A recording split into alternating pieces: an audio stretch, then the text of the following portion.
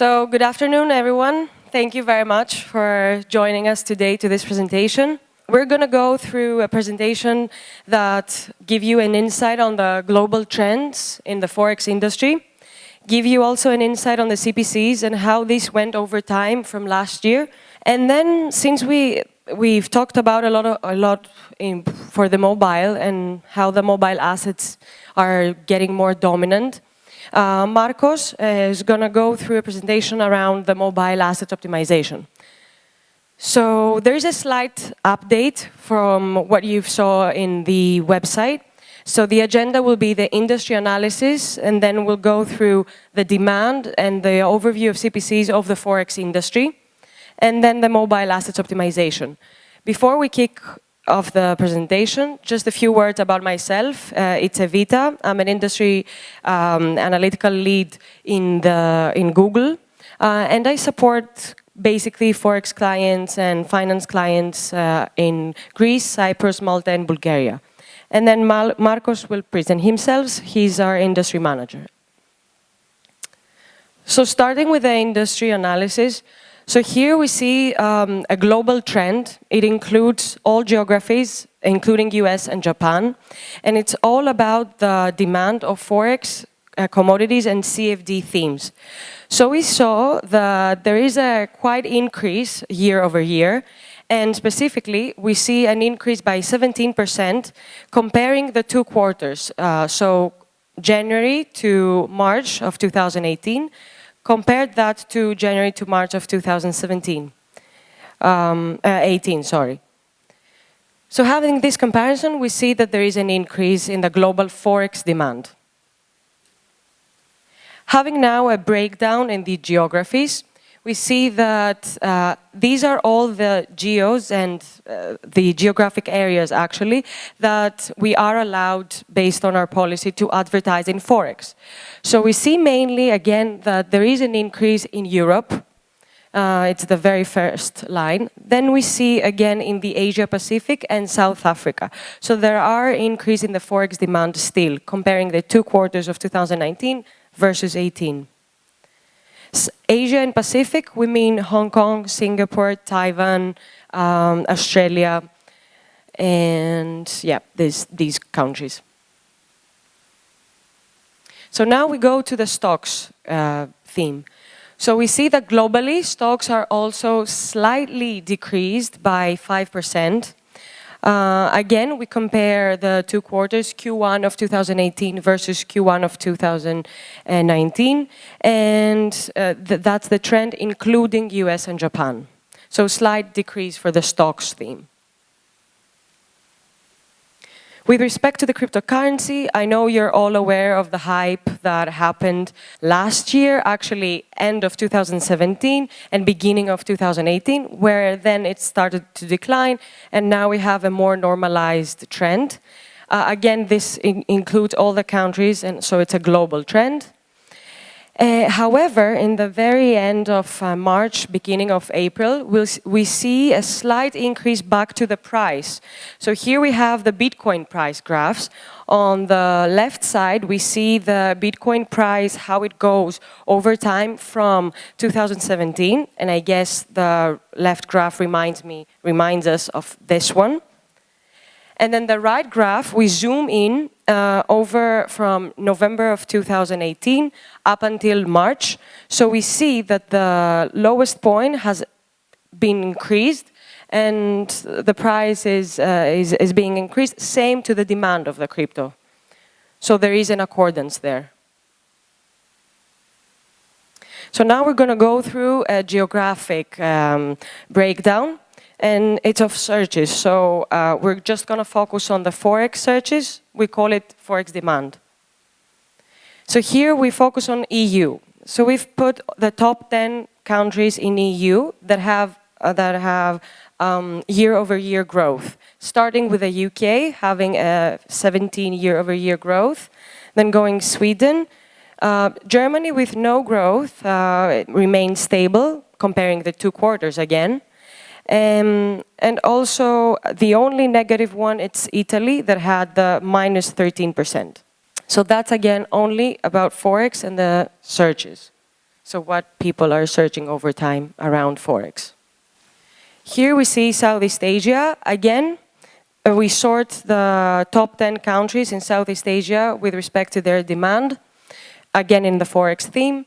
We see that Indonesia had a spike over this quarter of 2019, and that's why it has also an increase year-over-year of 34%. Thailand and Malaysia, which is also good markets in Southeast Asia in terms of demand, they have an increase more than 10%. 10% in Thailand, 23% in Malaysia.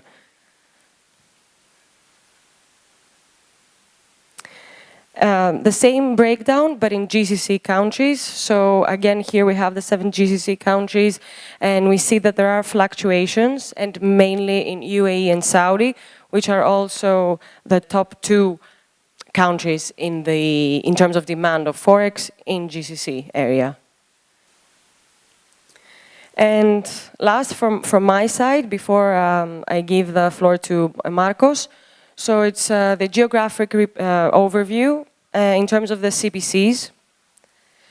So here again we split the 3 big geos, starting with EU. Here we see the CPCs in Forex are decreasing, especially in mobiles. In tablets, yes, but there is not much of demand there. So that's why we focus mainly in the mobile. In computer, on the other side, there is an increase of CPCs by 11%. This is EU in total, so all the European countries. Moving to the Southeast Asia, we see, you actually see that there is a big drop after June 2018, and that was due to the restricted financial product policy that kicked in. And then we see, since we compare again Q1 of 2019 versus Q1 of 2018, we see that there is a decrease in CPCs across devices. Same picture for GCC countries, and this is again due to the big drop when the policy kicked in. And we see again in Forex that CPCs decreased significantly across devices. So key takeaway here, I guess, it's the mobile is becoming more dominant and CPCs are growing, and also Forex demand is overall growing. So a focus in mobile in general should be given. So Marcos is here to talk about the mobile assets and how this will improve our performance when it's optimized. Hello. Yeah, as Evita mentioned, I'm an industry manager based out of the Athens office. But I focus a lot on the user's experience on mobile. And since most users, including ourselves, are on mobile when they search where they start their journey, it's very important to be able to have the right assets. If you ask users what's the most annoying thing about browsing the web on their mobile device, they'll say that it's waiting for slow pages to load. And I'm sure you've all experienced this, right? Whenever you visit a site, you want it to load in a split tenth of a second. If it loads more than 3 seconds, you feel it, and it's very likely that you're going to leave. Especially if you're outside, especially if you're a younger age, you're going to feel these seconds lasting longer than they actually are. So a competitor of yours who has a faster loading site will get that registration and sign up much faster than you will.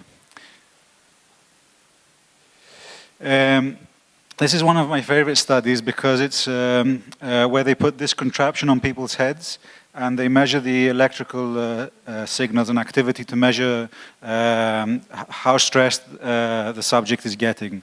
So in this case, we see that experiencing mobile delays ignites the same kind of signals, the same stress signals as watching a horror movie. It's exactly the same feeling according to the brain, or it's exactly the same as solving a math problem. So you really don't want to stress your users. Your users have come, you can imagine your users coming with a bucket of goodwill resource. So they're ready to sign up, they want to trade, they want to find an account, and every source of frustration is depleting this bucket. And when it completely empties, they're going to leave the site. So one source of frustration is definitely how quickly the site loads. Other sources of frustration could be like the buttons not working, forms not doing what you expect them to do, and so on. In fact, from our data, where we analyzed more than 3,000 sites, we saw that on average 53% of users will abandon the site that takes more than 3 seconds to load. So if you're loading more than 3 seconds, imagine you're losing half your users. And probably what you're thinking is that I don't have that problem because when I check my site from my iPhone in the office, it loads super fast. But that is the exact experience of all your users, because not everyone has Wi-Fi. There's a lot of users, especially in Southeast Asia, who don't have the strong signals that you do. They're probably on 3G or they're on low-fi. Low-fi is when you think you have a signal, but you actually don't. So these people wait an age for the site to load. They're probably not all on high-end devices. Not everyone has a Pixel or an iPhone. So if you have a mid to low end device, this also affects how quickly resources load, like how quickly it can process a website. And if you look at any analytics data, you'll probably see a bell-shaped distribution with respect to load time. So you'll see, yes, 10 to 20% of users experience this 1 to 2 second load time, which is probably what you experience from your devices. And by the way, on your devices, you visited the site before, so it's pre-cached. It's saved stuff on your device, so it doesn't need to fetch them over the internet. But then you have around 30 to 40% of users who probably experience between 3 to 7 seconds. And then you probably have the long tail of users who experience more than 7 seconds. So focusing on speed will shift the whole distribution to the left, the whole bell curve to the left, and you'll provide a better experience for everyone. This is a study done by Soasta, so not by Google, but by a third party. And it's done on an e-commerce store, but it illustrates well the point that I want to make and the correlation that we see across any vertical, any A/B test, any before and after test that I've done. I always see that speed improves conversion rates. So in this case, you have in the gray columns how long it takes for the page to load. So these are different product pages. And in the red line, you have the bounce rate, so the percentage of people who leave. So the longer it takes for the page to load, the higher the bounce rate. So there's a very clear correlation. Then you can see the opposite with the green line. So the green line shows us conversion rates. Conversion rates increase as the load time decreases. In fact, on average, you can expect, at least from this study, it was shown that 1 second faster can see up to 27% increase in conversion rate. You may be wondering, for those of you who are more observant, why it's dropped to 0 here. But these pages are super fast and they're probably error pages. So they don't have content and that's why they load very fast. The other reason you care about it is for your PPC campaigns, apart from deciding how much you're going to pay for each keyword, another factor that you care about is the quality score, right? This in combination with how much you're willing to pay is what decides your ad rank, where you appear. So if you have a better quality experience from the user, from a Google perspective, this is something that we value and we want to show this ad higher. So quality score is comprised of these 3 metrics, and one of these 3 metrics is landing page. And one of the components of landing page is speed. So all else equal, if you had a faster landing page, you'd probably be paying less for every click that you pay for. It's also a factor officially now in search engine optimization. So it determines to a certain extent where you appear for users who are searching for organic results on mobile. And also it's something that some of the bigger companies pay a lot of attention to. So for example, Bezos has said that 100 milliseconds faster is 1% more revenue. That's a big number for Amazon, and it should be a number that you also care about. The challenge here is that this number of how quickly the site loads has to be a cross-functional effort, because usually It's easy for a PPC team, a marketing team, to focus on the minutest detail, like how much am I going to pay for this keyword to squeeze as much efficiency as possible. But in this case, you have to work not only with a PPC team, you'll have to work with a design team and the assets that they give you so that they're lightweight, and with the developers so that they prioritize this. And even with senior management, when senior management comes and says, I would like a video about our corporate social responsibility effort with me at the forefront, you have to trade something out for that, right? You can't add endless assets and make the page really heavy. So what is a good load time? I like this. It's nice to challenge yourselves. Your target for latency is 1 second. Ideally, you want a nice benchmark is to have it less than 2 or 3 seconds on a 3G network. That's a nice challenge to set for the whole team, designers, developers, and marketing. There's certain tools you can use. So there's webpagetest.org, which looked like a page for the 90s, but actually it's a really good page because it actually visits servers in different countries. So in this case, I've taken a car rental company, and I visited from London on a Nexus 5 on a 3G fast connection. 3G fast is a good connection to take. You don't want to take the best case scenario. You want to take something that represents the average user. And the metric that I look at here is speed index for first view. So the speed index for first view for these guys was 5.2 seconds. And that means that for me as a user, for the content to load on my screen above the fold, it takes 5.2 seconds. The total site, where it says fully loaded, takes 11.9 seconds. But that's for extra scripts and images below the fold to load. So what we really care is what the user experiences, which is the 5.2. So this would be a good benchmark to assess your site on and to take a look at periodically and see how you score on it. The other tool you can use is called Lighthouse. So if you Google Lighthouse, you'll find lots of options to use it. Webpagetest.org has. So if you go to webpagetest.org/lighthouse, you can run a test there. Or if you Google it, you can find an extension that you can add to your Chrome browser and you can run the test there. But Lighthouse will score you. So Lighthouse also has a speed index. So in this case, that site was at 4.9 based on the parameters that it tests with. And it scores you based on performance. So performance is how quickly it loads. And then further down, your developers will be able to decode these recommendations and implement them. A very easy way to optimize a website is to remove stuff you don't need. Because very often you have legacy stuff, previous people wanted and never used, and there was never an audit to check, okay, do I really need this analytics thing that does something that I never use? Do I really need this heavy image that only the designer knows the difference, whether it's good quality or not? So the fastest request is the one not made, so you eliminate the stuff you don't need. But then usually around 30 and up to 70% of the site is comprised of the image. And really on a mobile, these two don't make a difference from a user perspective.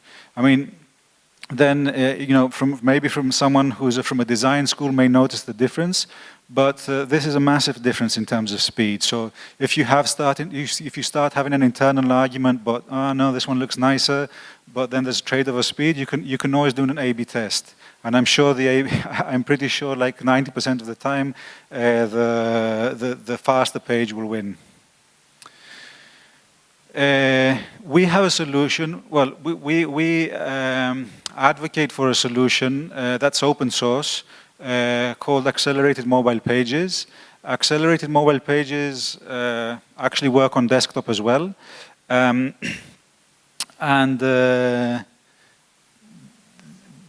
Basically, it's a way of coding so as to make your page lightweight. So it consists of three things. One is simplified HTML. The other is specific JavaScript. So HTML is what the basics of how the site is coded. JavaScript is the code that makes the site do do stuff, like menus and that kind of thing. So there's only specific types of JavaScript allowed. And then the third one is the AMP cache, which I'll talk about later. So by using these three components, a developer could make a page that is super, super fast. What AMP leverages is first the caching strategy, which is what any content distribution network does. So let's say your server is here, and you have users around the world visiting your site, which is on the server. What happens is that if a user in the US requests a site, the request has to travel quite a long way to fetch it from the server. So the solution here is to have a server that's closer to the user and where you've stored all the assets that you need, all static assets, images, fonts, writing, content, etc. And anything that, only the stuff that's dynamic comes from the central server. Now this isn't new. There's nothing, like a lot of developers would know that, okay, there's other companies offering content distribution networks. But what's really special is that you can set your AMP page in organic results or in a Google ad. And when the user makes a search, Google already pre-renders that page in the background. So it's already loading it in the background so that when I click, it's instantaneous. So I click here and I get the page. So you have a median load time here of 0.7 seconds. That's very, very hard to achieve. Like even if you have the best developer, they'd have to spend a lot of time coding, and it would be hard for them to achieve that number. So it's definitely a big opportunity to sit together with your developers and figure out how, there's lots of resources online as well on developing AMP pages. And they can check out amp.dev with a lot of examples of code there. The second thing that I wanted to talk to you about is the concept of budgeting, which falls within this idea of speed. So a performance budget basically is marketing, design team, developers all sitting down together and agreeing that a landing page, like an entry point for a user, will never be more than, say, 3 seconds. It will never be more than X megabytes, and it should have a score on Lighthouse of above 95%. And then whenever someone comes and says, I'd like you to add some nicer fonts that are a little bit heavier, then you have to say, okay, but I have to either make it load faster, reduce something else, cut out an image, or I have to remove something in order to put the nicer fonts, or I can't do it. So those are the three options that I have. So the budget is something sacred, and it's usually led by someone in senior management, and perhaps also developers can be assessed on the performance of it. And why is a budget important? It's important because after these types of presentations that we make to advertisers, they usually, it makes sense commercially. They definitely want higher conversion rates, so they go and optimize the landing pages for speed. But what usually happens is there's a regression. After about 6 months, everyone forgets. People are not really aligned. New scripts have been added to the site. There's been a redesign, new images, and you lose that advantage that you had in terms of speed. And then there's other stuff as well. So one was the misalignment that I discussed. Another might have to do with inexperience and also resistance to change. Like this is something new. It also has to do with the cultural structure of the company.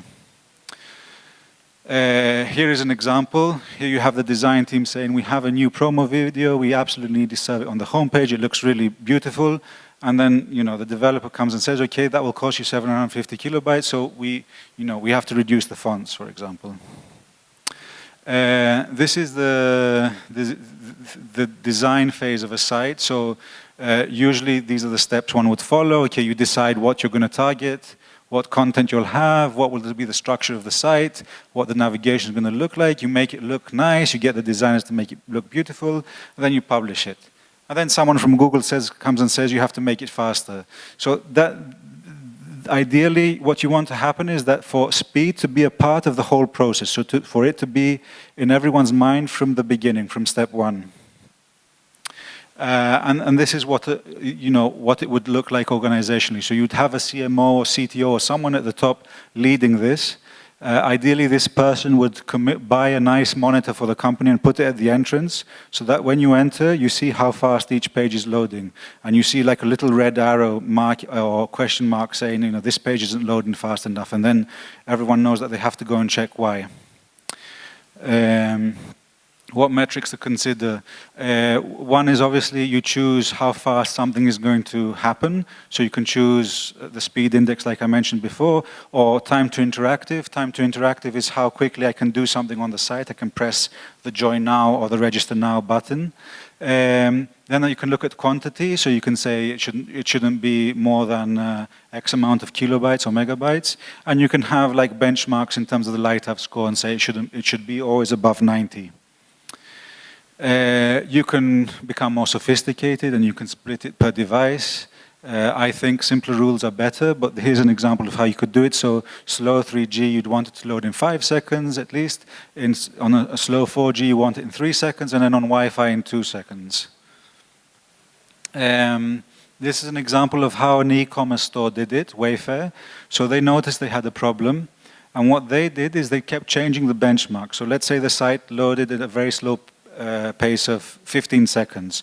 So they gave their team a budget of 10 seconds. Once they achieved that budget, they lowered it again to 8 seconds. Once they achieved that, they lowered it again to, like, say, 5 seconds. So every time they make it more and more challenging, but they don't ask them to go down to 2 seconds straight from the start. So this is what's happening here. Here you have a dashboard. It's measuring in the blue line how quickly the site is loading, so you see the improvements everyone is making, and then they adjust their budget downwards. This is the example I was talking about before. So someone comes in and says, I want to add something. So you can either optimize existing features to reduce them, and then you can add it. You can remove something else and then add it, or you can say, sorry, I can't add it. And there's a few, we haven't tried these, but here's a few ideas, and I'm sure if you Google it, you'll find loads more. Here's a third party that creates a dashboard, so you can see at the top, you can put your site, your landing page, or you can put different competitors as well, and you can see how fast they load over time. You can get notifications on different platforms or when something wrong happens. Another one is, and in this one again, you can add the Lighthouse score, and you can track your Lighthouse score over time. Another one is these guys, who is just a little script that outputs the data into a Google spreadsheet. And like I said before, I don't know all of them, but I'm sure it's pretty easy to sign up to subscribe to one of these and have this show up in your monitor at the front of the cafeteria. Others have made their own custom dashboards, which takes longer because it requires developer resources, but I think Lighthouse has an API where you can just pull how fast things load. And then I also want to talk to you about progressive web apps. So we've talked about the entry point, which is the ideal solution here is accelerated mobile page. So you have a super fast entry point, but then you want the rest of the site to be fast as well. And this is where progressive web apps come in. A progressive web app brings you the benefit of making your website app-like, so similar to an app. It has that instant feel to it, that snappiness to it. That's what you want to achieve. And that way, you get all the users who are on the web, not only the people who are on the stores, on the App Store and the Play Store. On average, we see plus 20% in conversions on mobile after upgrading to a progressive web app. And in the case studies that I've seen plus 60%. So it's definitely a good project to focus on. Some of the things that fall under the umbrella of the progressive web app don't take much time either. From a technical perspective, a progressive web app is when you have a service worker. So what we have here is, I visit a site, and traditionally the site goes and fetches stuff from that web server. Now with a service worker is a little piece of code. Imagine like 10 lines of code. That intervenes and decides what is going to cache. So let's say I'm here on your landing page saying join now, okay, your lead generation form. In the background, the service worker can be loading step 1 of the form, so that when I click join now, I have the form load almost instantaneously. I don't have that experience of waiting for the page to load for a long time. And step 2 and step 3 and so on. So I can cache a lot of the assets of the website through the service worker. The other cool thing about progressive web apps is that I can have this notification. I can customize it as well. This is the default one. So it says, add the website to your home screen. And when I click on it, I get this pop-up, and I say, okay, add it. And then it looks and feels exactly like an app. Like from a user perspective, it makes no difference to me. And when I click on that, it will open this without the URL. So it will look exactly like an app.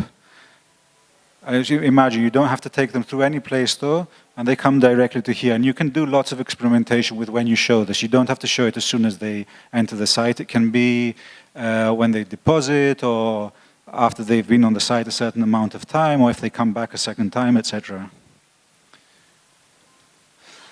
So we've talked about it being installable, and we've talked about it being reliable through the service worker. What I didn't mention about the service worker, which is also cool, is that it helps the site work offline as well. So if you've cached stuff and you're in the subway or you're in somewhere where there's not such a good internet connection, you can still have content for the user to read, even though it's a website. So just like an app, there can be content that they can browse. The other 2 things to consider about a progressive web app is that it should be fast and engaging. So we'll talk about those briefly. You want it to load fast, and we've talked about all the reasons why it should load fast. Another reason why you want it to load fast is because you want it to look and feel like an app. So you can't go through all these steps and make it look like an app, and it has to behave like an app, so it has to be fast. We talked about performance budgets. We talked about AMP. With AMP, you can combine progressive web apps with AMP. So you could have a fast entry point, and on your AMP page, there's a component where you can load a service worker. So you could have super fast join now, click on the button, and the stuff that's being cached through the service worker loads fast as well. Be installable, okay, we talked about adding to home screen. You can also add them to the Play Store on Android. So provided you meet our trusted web activity, and if you Google it, you'll see what that means. It just means proving, like certifying that you are the owner of the website. Then you could, if you don't have an app, you could maintain one code base and use that in the Play Store. Caching, we've talked about the logic with which you can cache. And also that enables you to be offline. Like these guys here, they fade out anything that you can't do offline. So you understand as a user, okay, I may not be able to make a search here, but these are the products that I saw in the past, so I can still browse them and look at them. So equivalently for you guys, you could have them, browsing different products like stocks or FX here, and then once they're online, they can continue to take action.